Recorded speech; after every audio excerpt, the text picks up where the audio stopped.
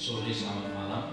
Mari kita persiapkan hati kita untuk kita masuk dalam ibadah kudus suci. Haleluya. Kita mohon hadirat Tuhan. Haleluya. Haleluya. Haleluya. Bapa, kami mohon hadirat-Mu ada di tengah-tengah ibadah yang kami kerjakan. Lawat setiap kami, urapi hamba-Mu, urapi setiap kami pelayan-pelayan Tuhan. Arahkan hati dan pikiran kami Tuhan untuk memandang kemuliaan-Mu. Dalam nama Tuhan Yesus Kristus kami serahkan dalam ibadah ini dari awal pertengahan hingga akhirnya dalam tangan kuasa-Mu. Haleluya. Ku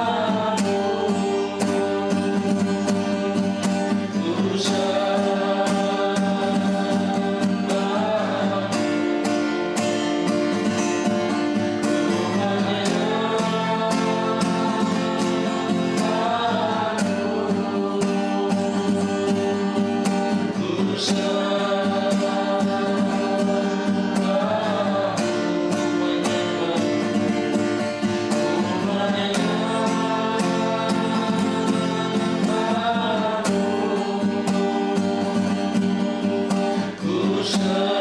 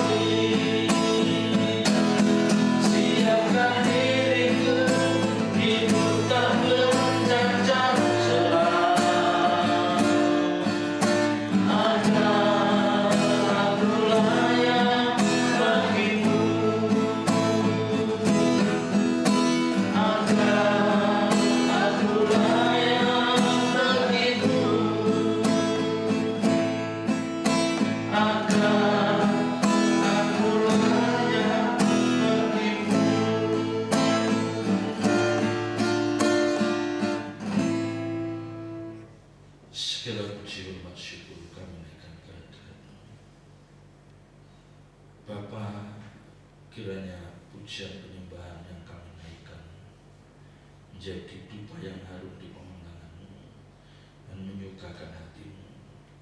Tiba saatnya Kau akan berbicara kepada setiap kami. Urapi hamba-Mu, urapi firman-Mu, taruh perkataan-Mu dalam mulut bibir hamba-Mu. Biar apa yang hamba-Mu sampaikan itulah kebenaran yang murni, yang keluar dari isi hati-Mu ya Tuhan. Terima kasih. Berfirmanlah, Roh Kudus, urapi hamba-Mu. Di dalam nama Tuhan Yesus Kristus, kami serahkan jalannya pemberitaan firman pada sore malam hari ini dalam tangan kuasa-Mu. Haleluya. Amin. Silakan Bapak Ibu saudara duduk.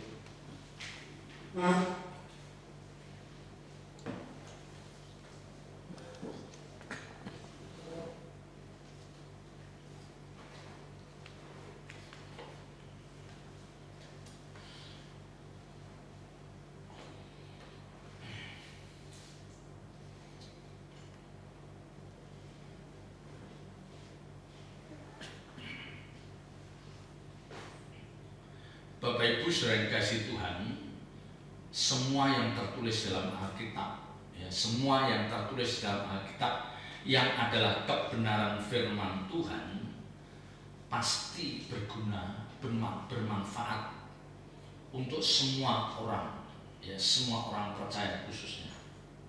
Jadi kita sangat meyakini bahwa kebenaran ini akan menjadi berkat bagi setiap kami. Ya, yang lebih penting lagi adalah bahwa seorang pembicara harus menyampaikan kebenaran itu seperti yang penulis maksudkan. Ya. Jadi tujuan penulis itu menyampaikan hal itu apa? Nah, itu yang harus diterima oleh jemaat. Ya. Jadi kalau kebenaran firman itu disampaikan, ya, jangan seolah-olah itu hanya untuk kelompok tertentu. Itiko untuk kelompok tertentu, oh ini bukan saya. Tidak begitu, ya. Pasti ada manfaatnya, pasti ada gunanya, ya. Pasti akan menjadi berkat bagi Bapak Ibu saudara dan saya. Sekalipun kelihatannya kebenaran ini tidak relevan dengan kehidupan saya. Kayaknya enggak ada hubungannya dengan kehidupan yang sedang saya jalani. Mungkin seperti itu, tapi saya yakin, ya, saya yakin kebenaran yang ini adalah merupakan curahan isi hati Tuhan yang dibukukan. Saya sangat yakin bahwa ini akan menjadi berkat. Ya mungkin tidak sekarang, ya mungkin. Ya, kalau kita lihat di dalam kitab Yakobus pasal 5, kalau kita lihat di dalam Yakobus pasal 5. Yakobus pasal 5 ayat yang pertama. Ayat yang pertama sampai dengan yang ke-6. Perikopnya peringatan kepada orang kaya. Nah, tadi di depan saya katakan, ya, kalau dikatakan peringatan kepada orang kaya, seolah-olah kalau kita tidak kaya, oh ini tidak untuk saya. Ya. Ini bukan ini saya, oh bukan begitu. Tetap menjadi berkat bagi kita. Ya, coba kita baca ayat yang pertama. Jadi sekarang hai kamu orang-orang kaya, menangislah dan merataplah atas sengsara yang akan menimpa kamu. Kekayaanmu sudah busuk dan pakaianmu telah dimakan ngengap. Emas dan perakmu sudah berkarat dan karatnya akan menjadi kesaksian terhadap kamu dan akan memakan dagingmu seperti api. Kamu telah mengumpulkan harta pada hari-hari yang sedang berakhir. Sesungguhnya telah terdengar teriakan besar karena upah yang kamu tahan dari buruh yang telah menuai hasil ladangmu dan telah sampai ke telinga Tuhan semesta alam, keluhan mereka yang menyabit panenmu. Dalam kemewahan kamu telah hidup dan berfoya-foya di bumi. Kamu telah memuaskan hatimu sama seperti pada hari penyembelihan. Kamu telah menghukum bahkan membunuh orang yang benar dan dia tidak dapat melawan kamu. Ya. Kan seolah-olah kebenaran ini hanya ditujukan bagi orang kaya. Ya, sementara ada banyak di antara kita yang bukan masuk kategori ini. Ya. Tetapi bukan berarti ayat ini tidak penting bagi kita. Ya. Bukan berarti tidak penting. Dengan memahami kebenaran ini, paling tidak Bapak Ibu akan tahu karakter orang kaya itu seperti apa. Jadi ketika Bapak Ibu sudah ketemu orang yang menurut Bapak Ibu sudah kaya atau sangat kaya, kita sudah bisa memagari, kita sudah tahu cara berpikir orang-orang kaya itu seperti itu loh. Ya, tetapi tentu orang kaya ini bukan semua orang kaya, itu tentu orang kaya yang tidak takut akan Tuhan. Ya, karena tidak sedikit orang kaya yang takut akan Tuhan, orang kaya yang menyerahkan hidupnya bagi Tuhan. Ya, orang kaya yang mau benar-benar mengenakan kebenaran firman di dalam hidupnya, tentu bukan masuk kategori ini. Ya. Tetapi sekali lagi, ketika kita mengerti kebenaran ini, paling tidak yang pertama kita tahu cara berpikir orang kaya. Oh, cara berpikir ini. Kita tahu apa yang dikerjakan, apa yang menjadi gairah, spirit hidup, gairah hidup yang ada dalam diri orang kaya itu. Oh, seperti itu. Ya. Nah, dengan memahami ini, Bapak Ibu Saudara bisa memagari kalau anak-anak kita bergaul dengan anak-anak orang kaya, kita harus berpikir, wah, ini anak orang kaya, jangan-jangan cara berpikirnya seperti itu, filosofi hidupnya seperti itu. Ya, kan tidak menutup kemungkinan anak-anak kita bergaul dengan anak orang kaya, tidak menutup kemungkinan saudara kita, saudara dekat kita itu sangat bergaul kaya dengan orang kaya. Dengan kita memahami kebenaran ini, kita bisa mengingatkan mereka. Ya. Apalagi kalau anak-anak kita adalah anak-anak yang sedang menuju dalam kesuksesan hidup. Ya, ada tanda-tanda Tuhan memberkati dia secara jasmani. Wah, ini anak saya itu Tuhan berkati. Ya, di satu sisi memang puji Tuhan, tapi di satu sisi harus ada ketakutan dan kekhawatiran. Jangan sampai spirit hidup kebanyakan orang kaya itu ada di dalam anak-anak kita. Ya. Yang lebih menyedihkan lagi kalau anak-anak kita, ya, kita terlahir dari orang-orang sederhana, tapi anak-anak kita punya spirit hidup seperti orang kaya. Nah, ini yang celaka ini. Ya, kaya kagak, tapi gayanya selangit. Ya, ini yang menyusahkan, ini yang menyiksa orang tuanya. Ya, kita harus tahu cara berpikir spirit hidup orang kaya itu seperti itu kebanyakan. Ya, tidak semua orang kaya. Ya, karena ada orang-orang kaya yang bisa humble, bisa rendah hati. Ya, ada. Ya, jadi ayat ini kan seolah-olah hanya untuk menyerang orang kaya. Ya, hanya untuk menyerang orang kaya, memojokkan, ya, mendiskreditkan orang kaya. Diingatkan. Tapi tentu saya katakan ada orang kaya yang takut akan Tuhan, ada orang kaya yang rendah hati. Tentu itu tidak berlaku.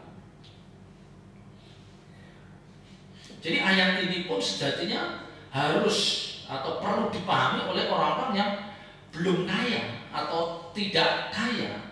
Kita harus memahami. Ya, jadi supaya mereka nanti mengenal karakter. Oh, karakter kebanyakan orang kaya itu seperti itu. Ya. Jadi kita bisa menasihati, ya, dan kita bisa membentengi hidup anak-anak kita, membentengi hidup kita ketika kita bersentuhan dengan orang kaya. Wah, mereka benar-benar baik. Ya, kan ada orang-orang yang sangat kaya itu tanpa sebab kita memeluk, kita merangkul, kita akrab. Ada itu. Ya, ada. Mereka merasa nyaman, dekat kita itu nyaman. Nah, tapi ingat, kalau mereka tidak takut akan Tuhan, mereka punya karakter yang seperti itu. Ya. Nah, tapi sejatinya Bapak Ibu Saudara, kalau Bapak Ibu Saudara benar-benar memahami kebenaran firman Tuhan, menjiwai kebenaran itu, menyatu dalam hidup kita, justru kita itu kasihan kalau ada orang gitu. Ya. Jadi kalau ada orang kaya yang tengil, yang kita tuh kasihan, jangan dibenci, itu kasihan. Aduh, kasihan ya kamu nggak ngerti ya bahwa di dunia itu hanya 70-80 tahun. Setelahnya kamu harus mempertanggungjawabkan apa yang kamu lakukan. Ya, apalagi kalau itu orang itu ada di lingkungan keluarga besar kita harus berani mengatakan itu. Ya, berani mengatakan itu. Kita ingatkan bahwa orang kaya sulit masuk surga. Ya, memang Alkitab katakan orang kaya sukar masuk surga. Ini dikatakan sukar, bukan tidak bisa. Jangan dikatakan orang kaya tidak masuk surga. Enggak, orang kaya sukar masuk kerajaan surga. Karena memang karakter orang kaya itu sepertinya kebanyakan seperti itu. Ya. Dan jangan menganggap kalau orang kaya sukar masuk surga, dan kita jangan punya pikiran, jangan menganggap bahwa orang miskin lebih mudah masuk surga. Enggak juga. Tidak juga. Orang miskin yang ingin kaya, orang miskin yang dia memaksakan dirinya untuk dia punya sesuatu, dan mereka lebih berbahaya, mereka lebih mudah masuk neraka. Ya, karena mereka akan menghalalkan segala cara, dan itu yang harus kita hindari. Ya, itu yang harus kita hindari. Ya. Dikatakan menangislah dan merataplah akan sengsara yang akan menimpa kamu. Ya. Jadi sekarang hai kamu orang kaya, menangislah dan merataplah atas sengsara yang akan menimpa kamu. Jadi ayat ini seperti mengancam, ya, bernada ancaman keras atau seperti ancaman, seolah-olah keadaan itu memang benar-benar akan menimpa semua orang kaya. Tapi sekali lagi saya katakan, ada orang-orang kaya yang takut akan Tuhan. Ada orang-orang kaya yang benar-benar rendah hati dan dia menyerahkan hidup bagi Tuhan, tentu tidak masuk dalam kategori ini. Tetapi kan persentasenya lebih dikit. Ya, kebanyakan orang kaya punya karakter yang sulit diatur. Apalagi kalau dia OKB, orang kaya baru, dulunya dia kurang atau kekurangan atau nyaris miskin, terus diizinkan Tuhan, wah, kehidupan ekonominya naik karena dia punya suami yang kaya. Nah ini yang orang tuanya si perempuan misalnya dulu anaknya begitu aja, begitu tahu menantunya kaya, bisanya kaya, udah bertingkah mereka. Nah ini yang dihindari, ini yang harus dihindari.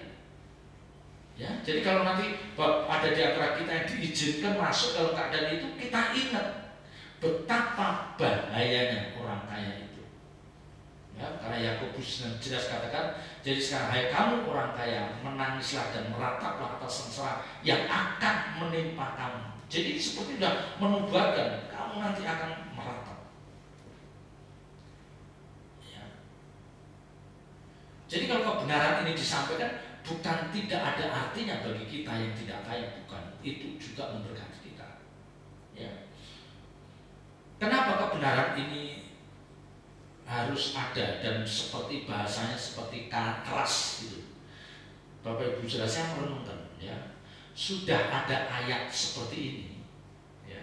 Jadi Alkitab mengatakan orang kaya susah masuk surga, terus dikatakan merataplah dan menangislah kamu nanti. Sudah ada ayat ini, sudah ada kebenaran ini.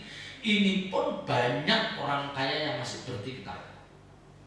Ya, emang orang kaya itu nggak tahu ayat-ayat? Tahu, mereka tahu bahwa orang kaya susah masuk surga. Mereka bukan tidak tahu, mereka tahu. Sudah ada ayat-ayat firman Tuhan, sudah ada kebenaran yang seperti itu saja, mereka masih bandel, apalagi tidak ada kebenaran. Coba, kalau misalnya tidak ada ayat ini, terus tidak ada ayat yang mengatakan orang kaya masuk surga, itu bertingkahnya lebih-lebih. Ya, udah ada ayat begini aja mereka masih menganggap sepi. Ya, mereka sebenarnya nggak percaya. Padahal ini pasti iya dan amin.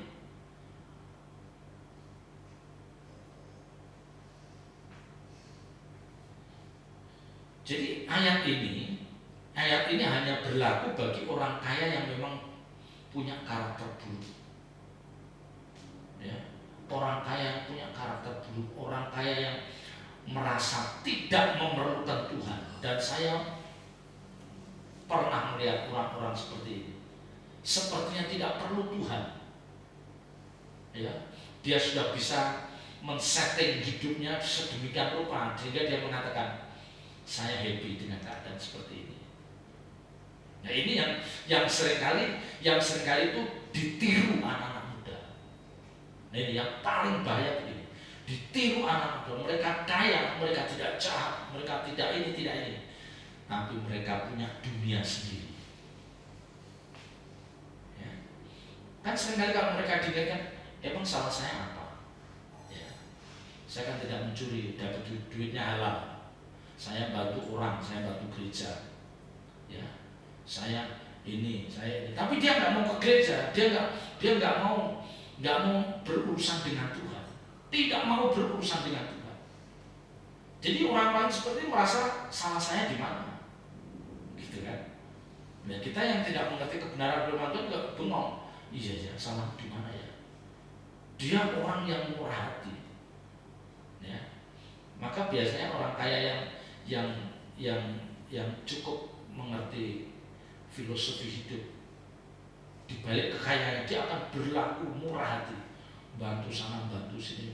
Saya tidak katakan itu salah, tetapi di balik apa yang kamu lakukan itu kamu harus menghormati Tuhan.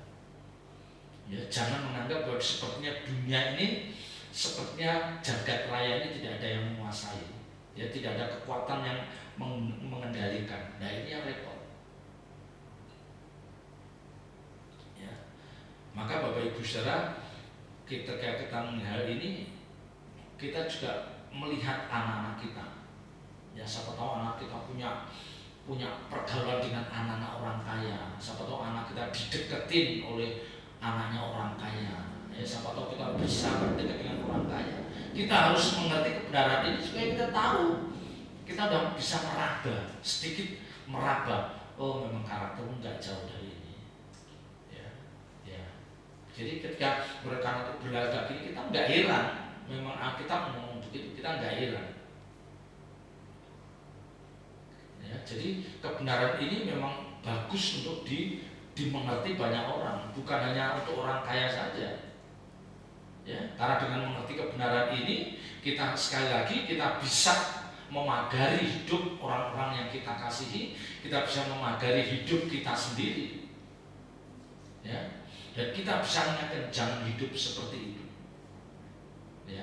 Nah, yang menjadi sulit dan banyak kendala, yang seringkali kenyataannya menjadi kendala itu adalah gini. Ketika anaknya itu semakin kaya, semakin diberkati, orang tuanya tidak ada keberanian menegur anaknya. Ini yang berat. Ini yang membahayakan. Jadi ketika anaknya gajinya 3 juta, 6 juta, 10 juta, 40 juta, dia makin gak berani negur anaknya. Sementara nuraninya mengatakan anak saya hidupnya tidak benar. Ya, makanya saya katakan jangan takut tegur mereka. Ya, tegur mereka, jangan takut. Ya, karena kalau dibiarkan mereka bisa terhilang, benar-benar terhilang mereka, dan kita akan menyesal seumur hidup. Waduh, saya menyesal. Jadi harus diinginkan. Jadi anak-anak kita juga nanti landasan kalau itu. Kamu bergaul jangan nyari orang kaya. Ya, tapi kalau memang orang itu baik nggak masalah. Tapi jangan kamu tekad atau niat itu membangun persahabatan dengan orang-orang yang kaya. Waduh, bisa rusak ini. Lebih rusak dari orang kaya itu sendiri. Ya. Nah, ayat 1 dan 2 ini. Ayat 1 dan 2 ini kan muncul di atas, tapi sebenarnya ayat ini mestinya tidak muncul dengan tiba-tiba. Kita baca dulu ayat yang ketiga dulu. Ya. Jadi permulaannya dari ayat yang ketiga bagian akhir. Ya. Karena kamu telah mengumpulkan harta pada hari-hari yang sedang berakhir. Mengumpulkan harta pada hari-hari yang sedang berakhir. Jadi awalnya gitu, dia mengumpulkan harta pada hari-hari yang sedang berakhir. Dia tidak sadar bahwa kedatangan Tuhan semakin dekat. Ya, ini dikatakan mengumpulkan harta pada hari-hari yang sedang berakhir. Itu bisa berbicara tentang akhir zaman. Ya, tentang akhir zaman itu Justru jangan memburu uang yang kamu perjuangkan. Kita tetap bekerja keras, oke. Tetapi kamu belajar kebenaran, kamu mengerti firman itu harus lebih intens. Ya, makin hari-hari yang sudah berakhir. Ya. Jadi fokus hidup kita jangan hanya pada uang dan uang. Ya, mengejar karir dan karir, tapi melupakan apa yang sebenarnya penting. Itulah ibadah yang bermanfaat baik bagi saat ini maupun pada nanti. Ya. Mengumpulkan harta itu kan artinya gini. Orang itu kalau dikatakan mengumpulkan harta, di dalam diri orang itu ada satu target tertentu yang dia harus bisa mengumpulkan sejumlah harta, nilainya segini. Ya. Jadi orang ini pasti punya target yang jasmani. Ya. Mengumpulkan harta, dia punya rumah, nggak aman nih, kayaknya anak kita kita harus punya rumah 2 atau 3. Wah, cucu kita ada cuma punya rumah lagi. Dan saya pernah mendengar orang secara ya dia mengatakan itu memang tidak ada salahnya, untuk sebagian telinga tidak ada salahnya, tapi bagi kita yang mengerti kebenaran ini ya, karena memang orang ini diberkati. Ya. Katakan daripada itu saya katakan untuk investasi misalnya, kita bicara oh iya saya rumah anak-anak sudah saya siapkan dulu, jangan anak cucu saya pun sudah saya siapin rumah. Bayangkan, cucu saya pun sudah saya siapin rumah. Ya. Berarti apa artinya? Orang ini masuk orang yang mengumpulkan harta, dia punya target yang jasmani. Padahal Alkitab mengatakan asal ada makanan pakaian cukup. Asal ada makanan dan pakaian cukup. Apa salah? Oh enggak salah. Tetapi perjuangan kamu mencari uang, mencari uang itu dasarnya jangan ketakutan. Nah, ini kan dasarnya ketakutan, takut nanti anaknya, nanti 30 tahun lagi tanah itu diperebutkan banyak orang. 20 tahun lagi tanah itu akan sangat mahal. Aku takut kalau cucu saya nanti nggak punya rumah. Ya. Ini yang mendasari orang itu sampai punya rumah 5-6. Karena yang dipikirkan bukan anak cucunya pun sudah disiapin. Ya. Padahal yang merasakan mempersiapkan, mewariskan itu jangan itu ya. Yang lebih penting adalah mewariskan kebenaran firman Tuhan yang itu akan menjadikan mereka menjadi anak yang bertanggung jawab. Jadi dia anak yang bapak gua udah nyiapin tuh gua. Dia bukan jadi orang petarung. Ya, hidupnya cenderung tidak ada perjuangan. Nanti kerja seenaknya. Toh rumah udah ada. Untuk saya, untuk cucu saya udah disiapin sama bapak saya. Sehingga di dalam benak orang itu dia tidak ada membangun intimasi dengan Tuhan karena dia merasa aku udah kecukupan, mau apa lagi. Ya. Jadi kalau dikatakan mengumpulkan harta pada hari-hari yang sedang berakhir, ini bisa berbicara tentang akhir zaman kedatangan Tuhan, tapi juga bisa bicara dengan ketika kita masa tua kita. Ya, hari-hari yang sedang berakhir, orang yang makin tua kan hari-harinya udah udah orang bilang sudah bau tanah. Ya udah bau tanah kok masih mengumpulkan harta sih? Ya, masih ngitung harta, kita udah bau tanah. Mestinya kamu mempersiapkan nasib kekal kamu bagaimana supaya nanti di ujung maut kamu tidak meratap. Di ujung maut kamu menghadapi akhir hidup ini dengan tersenyum karena merasa sudah berbuat baik, karena sudah melakukan apa yang diperintahkan Tuhan. Ya, jadi hari-hari akhir bisa, pada hari-hari yang sedang berakhir itu bisa berbicara tentang keadaan akhir zaman yang memang setiap kita harus mengantisipasi atau menyadari tidak lama lagi Tuhan akan datang, atau hari-hari yang sedang berakhir karena kita memang sudah memasuki lanjut usia, hari-hari kita ini mau berakhir. Jadi jangan memikirkan yang itu, pikirkan nasib kekal jiwa kita, pikirkan, renungkan rapot bayangan kita. Ya. Jadi kalau dikatakan mengumpulkan harta pada hari-hari yang berakhir itu memang orang itu fokus hidupnya hanya pada harta dan harta. Harta itu bisa uang, yang pasti kebanyakan langsung konotasinya uang. Karena dari uang itu bisa bentuknya rumah, bisa bentuknya deposito, bisa bentuknya logam mulia. Ya, tapi yang jelas dia memburu uang, mamon itu. Ya. Dan di dalam hati orang itu kalau dia mengumpulkan, itu dia pasti saya katakan ada target tertentu yang sudah dia patok. Dan biasanya orang seperti ini sulit untuk memiliki rasa puas. Ya, dia sulit untuk mengatakan cukup Tuhan, sulit. Ya, dia sulit untuk menerima kebenaran yang mengatakan asal ada makanan dan pakaian cukup. Ya, sulit mengatakan karena pasti orang yang mengumpulkan harta itu pasti fokusnya itu.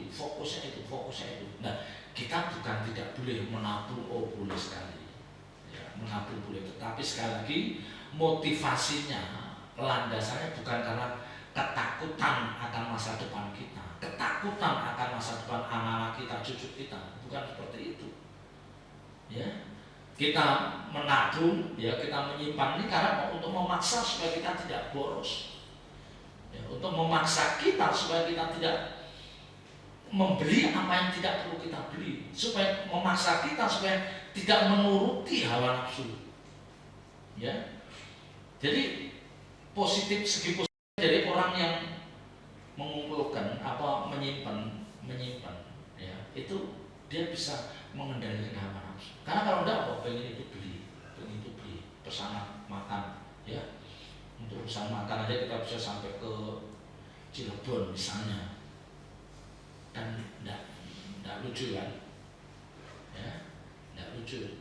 Nah, dan orang yang mengumpulkan harta ini pasti di dalam diri orang itu, ya di dalam diri orang itu dia sepertinya punya keyakinan kalau aku nanti bisa mengumpulkan sejumlah harta ini, misalnya punya rumah 4, ya punya rumah 4, punya usaha ini, punya deposit, dia menganggap bahwa aku akan merasakan damai sejahtera.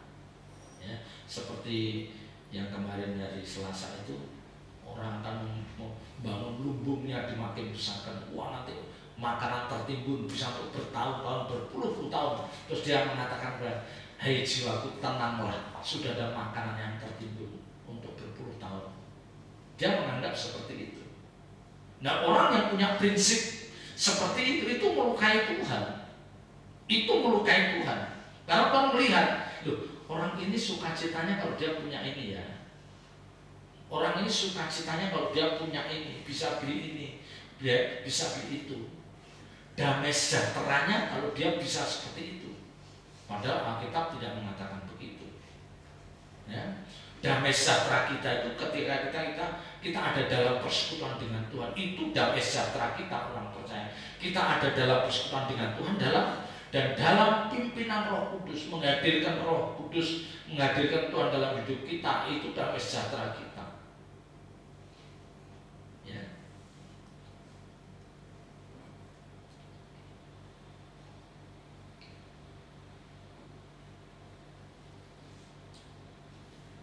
Padahal pada hari yang sedang berakhir, harusnya Bapak Ibu Saudara dan saya harus lebih kuat membangun intimasi dengan Tuhan. Ini yang Tuhan inginkan. Semakin kita menanjak, hari-hari akan berakhir, nambah usia setahun, ya, makin kuat keinginan kita membangun intimasi dengan Tuhan. Makin kuat. Bukan berarti kita tidak kerja, kita tidak mengurus usaha kita, tidak, tetapi frekuensi untuk kita membangun intimasi dengan Tuhan itu makin nyata. Dan ini yang diinginkan Tuhan. Tuhan tahu orang ini sekalipun sudah punya kekayaan itu, tapi dia kayaknya biasa-biasa saja. Dia tidak merasakan damai sejahtera dengan kekayaannya seperti itu. Dan dia menyisihkan waktunya, meluangkan waktunya, mempersiapkan waktunya untuk duduk di kaki Tuhan. Tuhan pasti menghormati orang-orang seperti itu. Ya. Tuhan menghormati orang-orang seperti itu. Dan yang berkali-kali saya katakan, Tuhan itu tahu isi hati kita. Tuhan tahu apa yang sedang kita perjuangkan. Tuhan tahu ya jiwa kita. Kita disenangkan oleh ini, Tuhan tahu. Ya. Jadi di awal pertama itu karena dia sudah mulai mengumpulkan harta. Jadi gairah spiritnya itu, harta itu menarik bagi dia. Uang itu sangat menarik karena dengan uang dia bisa melakukan hampir semua yang dia inginkan, dia bisa lakukan. Maka dikumpulkan. Nah, disinilah awal mulanya nanti dia akan menjadi kaya dan mulai rusak karakter. Ketika terhadap harta itu dia mengumpulkan. Nah, ingat mengumpulkan di sini itu dengan apa? Karena dia punya target tertentu. Aku harus punya sekian M biar aman. Aku harus ini. Tapi kalau kita mengumpulkan tidak punya target. Ketika kita mengumpulkan ada orang perlu, ya udah diambil, bantu orang itu. Beda. Kita nabung, kita nyimpen. Tapi kalau kita melihat ada orang yang memang perlu dibantu dan Tuhan gerakkan, kita ambil deposit kita, tabungan kita ambil, kita berikan. Ya, apalagi kalau yang membutuhkan adalah orang tua, mertua, itu harus kita ambil. Harus kita ambil. Ya, jangan sampai nanti menyesal karena kita terlalu menggenggam erat harta kita menganggap orang pokoknya datanya orang yang panggil Tuhan. Nyesel dia, belum pernah berbuat apapun untuk orang tuanya, keburu orang tuanya dipanggil Tuhan. Ya. Jadi kalau Bapak Ibu Saudara dan saya itu mengumpulkan harta sifatnya bukan untuk kepuasan jiwa kita, bukan untuk nilai diri kita, tapi memang daripada aku boros, daripada aku menuruti hidup foya-foya, lebih baik tak tabung. Beda. Ya, dan ini pun siap untuk dipakai Tuhan, siap untuk disalurkan bagi orang yang memerlukan. Filosofinya sudah beda. Kita lihat ayat 4. Sesungguhnya telah terdengar teriakan besar karena upah yang kamu tahan dari buruh yang telah menghasil ladangmu dan telah sampai ke telinga Tuhan semesta alam, keluar mereka yang menyakit panenmu. Ya. Karena orang ini punya gairah spirit mengumpulkan harta, jadi motivasinya bagaimana hartanya tambah. Jadi dalam benaknya itu bagaimana rupiahnya nambah, dolarnya nambah. Karena pandangannya hanya seperti itu, maka ketika dia waktunya bayar karyawan itu ditahan, ya, ditahan. Ya, menahan upah buruh. Mestinya kamu kasihin orang yang bekerja itu sebelum keringatnya kering harus sudah menerima gaji. Sebelum matahari terbenam kamu harus memberikan gaji buat mereka. Nah, ini yang ditahan. Karena apa? Karena memang spiritnya dia untuk mengumpulkan harta.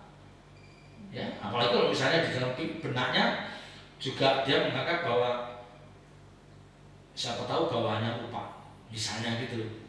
Karena bawahnya lembur, banyak lembur, terus dia dibayar dengan standar, ukuran standar. Padahal anak buahnya itu lembur beberapa kali. Dia punya ini, ya, uang lemburnya ditahan dulu, ya. Jadi udah jahat aja. Nah, makanya kalau Bapak Ibu Saudara memasang target yang jasmani, pasti jadi orang jahat. Waktu kan harus punya apartemen, punya sekedar, siapa yang mengharuskan? Siapa yang mengharuskan kita harus punya ini, punya itu pada umur kita sekarang? Siapa yang mengharuskan? Punya silahkan, tidak punya tidak masalah. Asal ada makanan pakaian cukup. Ya. Nah, ini akhirnya orang itu gitu. Nanti terhadap pembantu juga gitu. Itu banyak. Terhadap asisten rumah tangga di rumah. Itu banyak. Terhadap sopir. Ya. Karena memang dalam benaknya itu bagaimana uangnya itu nambah. Tidak ada dalam benaknya itu untuk persembahan, untuk korban, untuk bantu orangnya, tidak ada. Ini orang-orang gini nih, calon-calon penghuni neraka dia. Ya. Maka saya pernah bilang orang menabung itu bagus, tapi jangan memaksakan menabung. Ya. Kalau misalnya bulan ini nggak menabung nggak apa-apa, minggu depan, bulan depan. Tapi kalau maksa sehingga tutup mata dengan kejadian apapun dia tutup mata, itu bisa diomongin banyak orang. Dan ketika kamu bisa memberi sesuatu yang bernilai, orang lain tidak heran. Pantas sekali berarti, karena kamu begitu hak menggenggam. Ya, orang enggak ada. Sedihnya apa? Tidak yang mengapresiasi sama sekali. Tapi kalau kamu sering bantu orang, tapi kamu bisa memberi, orang akan heran ya. Di dunia untuk bantu tapi masih bisa beli. Ya, dan di situ orang akan melihat Tuhan berkarya dalam hidup itu. Tapi kalau dia tidak pernah membantu siapapun, tidak pernah bantu, uangnya tidak pernah keluar, terus dia bisa beli, orang diam aja. Ya, pekerjaan Tuhan tidak dinyatakan dalam hidup orang itu. Ya, pekerjaan Tuhan tidak dinyatakan dalam hidup orang itu. Tidak ada pekerjaan Tuhan. Tapi kalau kamu tetap membantu orang, membantu berkorban, tapi kamu tetap bisa memberi ini, bisa orang akan, wah memang Tuhan memberkati. Orang akan respect. Jadi demi mereka bisa mengumpulkan harta, mereka sampai tega melakukan tindakan tidak terpuji. Yang sering kita dengar, gaji ART itu, wah jangan ini nanti disimpan, ya karena majikannya itu merasa, wah disimpan aja. Padahal sejatinya dia enggan memberikan. Nanti kalau pas lebaran mau diminta, enggak ada. Itu kan melukai. Itu melukai. Ya kita tidak boleh seperti itu. Kalau kita punya ini jatah orang, jangan menahan upah buruh. Ya. Karena ini menentang perintah Tuhan. Orang-orang, kalau Bapak Ibu sudah punya asisten rumah tangga, ya misalnya kita gaji seorang asisten rumah tangga, mereka itu sangat mengharapkan rupiah itu, pasti sangat mengharapkan. Jadi jangan sampai gitu kita tahan, apalagi kita sunat gitu, menyedihkan. Ya, menyedihkan. Memang bawahan itu, ya pekerja kita itu orang yang mereka merasa juga dia enggak protes, dia tidak ada keberanian, dia merasa bahwa aku orang inferior, aku orang yang rendah, aku ngadepin majikanku yang punya power. Tapi kalau ini sering-sering kali dilakukan, kita berurusan dengan Tuhan. Sampai orang ini berteriak kepada Tuhan, kita berurusan dengan Tuhan. Ya, kita berurusan dengan Tuhan. Jadi kita diingatkan bagaimana kita memperlakukan orang lain, bawahan kita, asisten rumah tangga, yang mereka adalah orang-orang lemah yang tidak berani atau tidak mampu melawan kita. Tidak mampu mereka melawan kita. Coba orang yang asisten rumah tangga yang kerja sama kita, dibentak juga diem. Misalnya dia melakukan kesalahan, kan karena melakukan kesalahan ini gajinya dipotong 200.000, diem dia.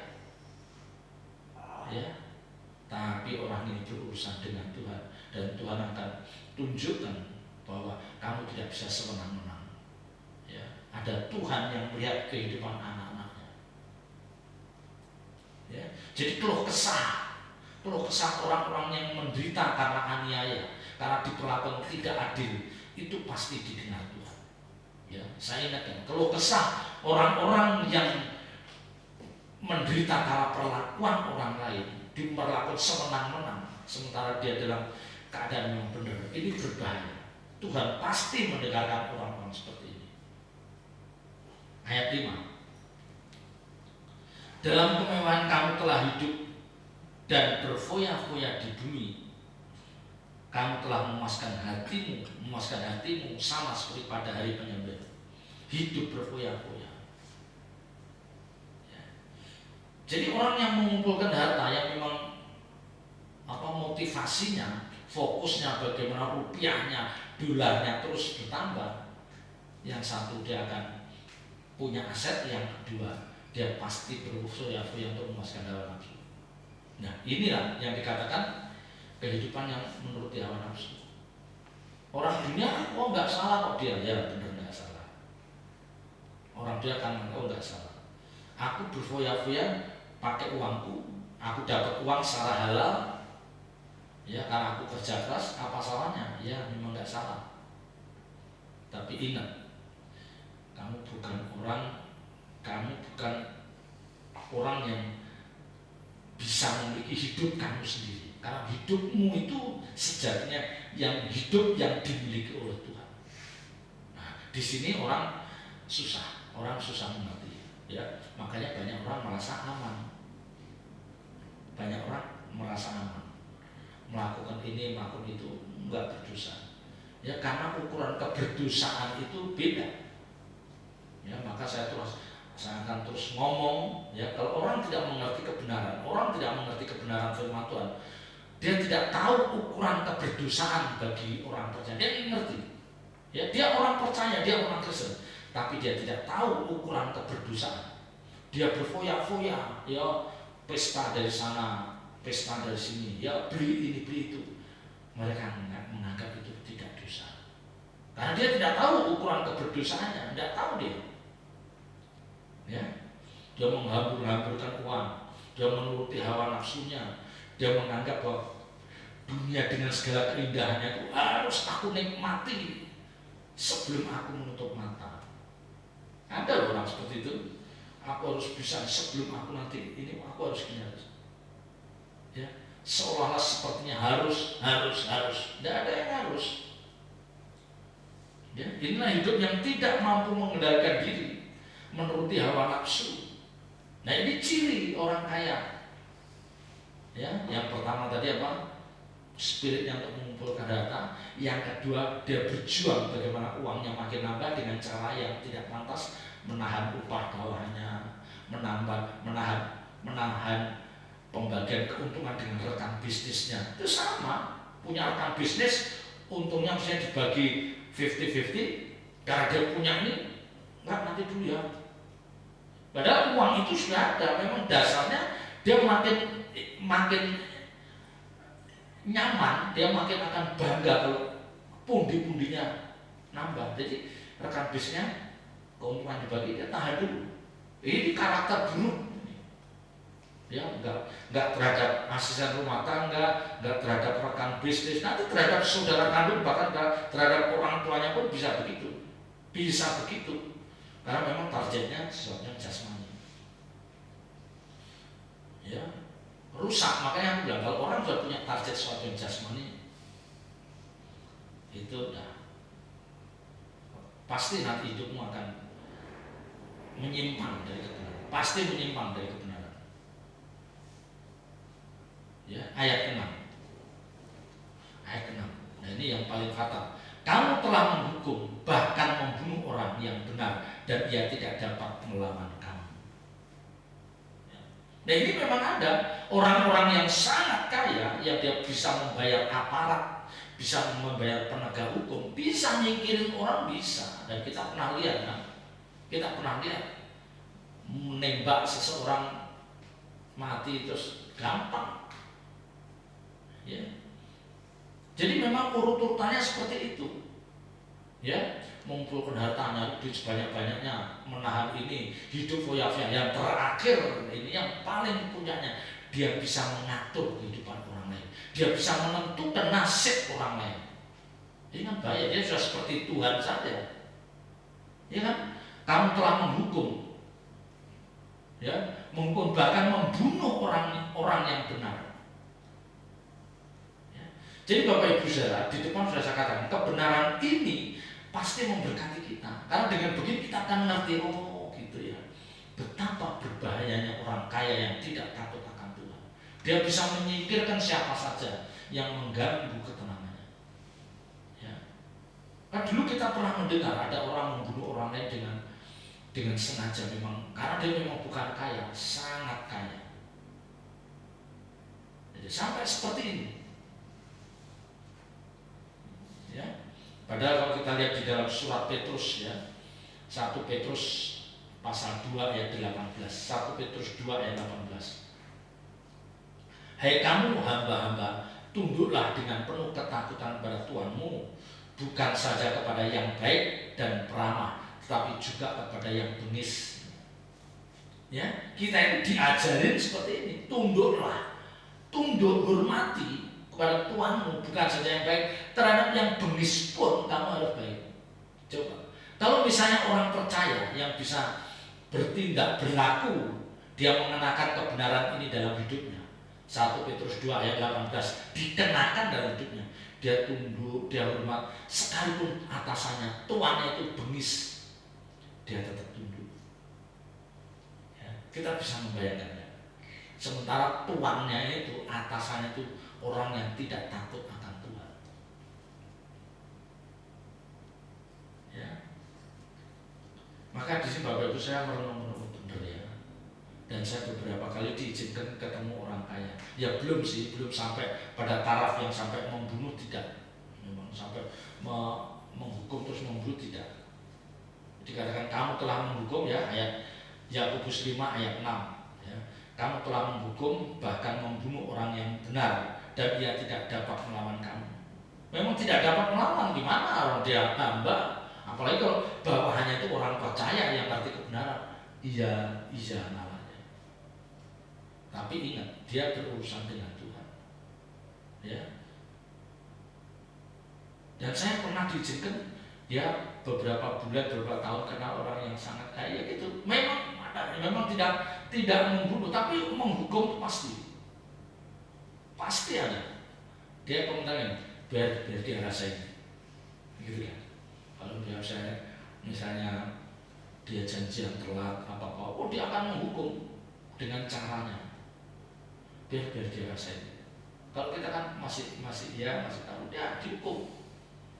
Ya, karena yang telat itu adalah orang yang levelnya jauh di bawah dia.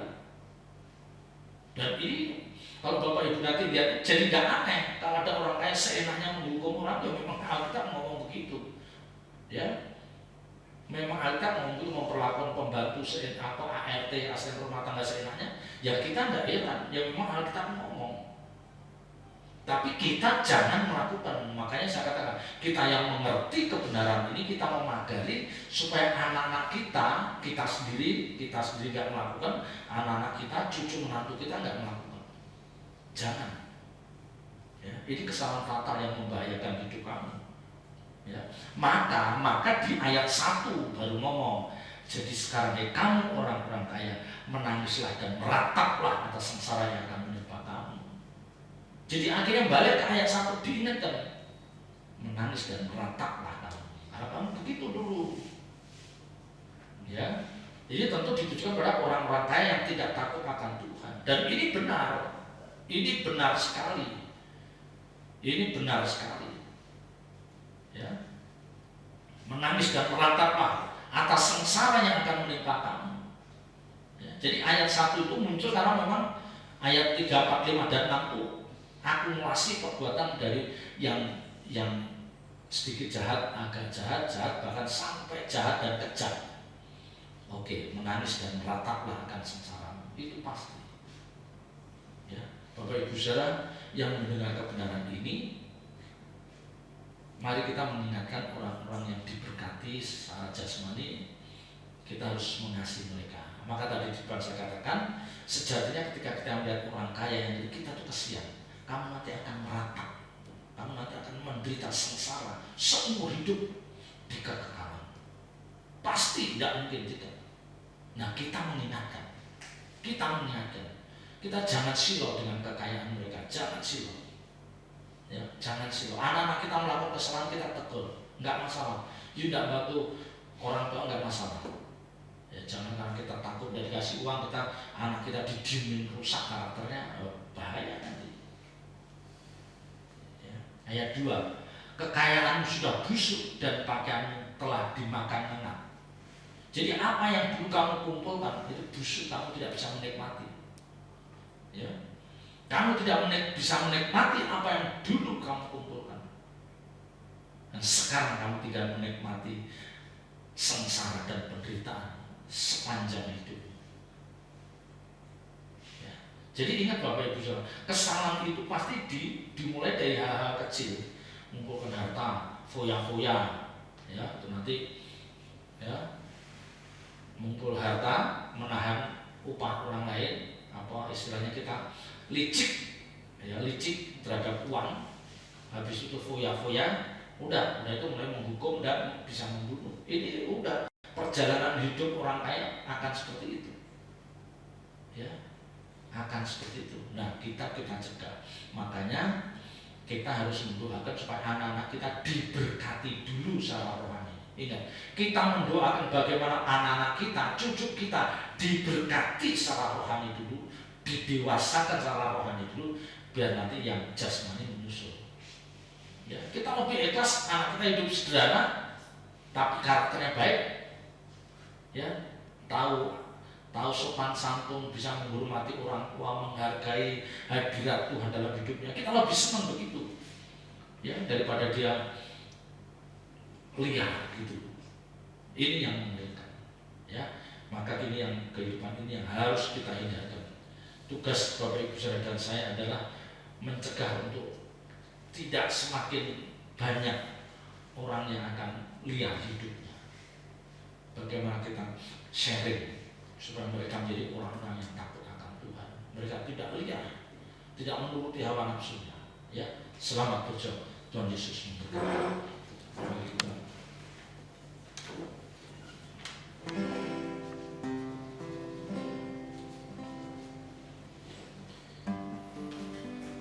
Kita angkat pujian Ya Bapa yang Maha.